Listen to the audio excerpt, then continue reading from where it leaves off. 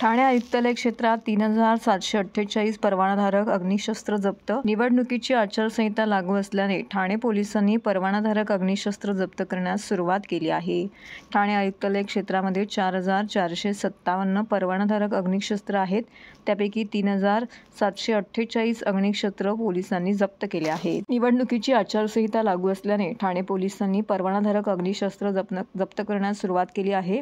ठाणे आयुक्तालय क्षेत्रामध्ये 4457 परवानाधारक अग्निशस्त्र आहेत.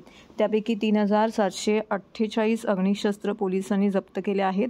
काही महिन्यांपूर्वी आमदार गणपत गायकवाड यांच्याकडून शिंदे गटाचे पदाधिकारी महेश गायकवाड यांच्यावरती परवानाधारक अग्निशस्त्राने गोळीबार झाला होता. त्यानंतर पोलिसांनी परवानाधारक अग्निशस्त्रांविषयी सावधगिरीची पावलं उचलली आहेत. ठाणे जिल्ह्यात कल्याण भिवंडी लोकसभा मतदारसंघ येतो. या मतदारसंघातील बहुतांश भाग ठाणे शहर पोलीस आयुक्तालय क्षेत्रात येतो. ठाणे शहर पोलीस आयुक्तालय क्षेत्रामध्ये ठाणे ते बदलापूर आणि भिवंडी शहराचा भाग येतो.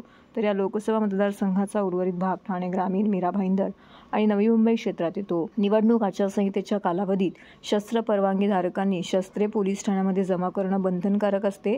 निवडणुकीच्या वेळी अग्निशस्त्राचा वापर करता येत नाही. अग्निशस्त्र वापरणाऱ्यांकडून मतदारांवरती प्रभाव पाडणे, धमकावणे किंवा मतदारांना एखाद्या विशिष्ट पक्षाला मतदान करण्यास भाग पाडण्यासाठी याचा वापर केला जाऊ शकतो.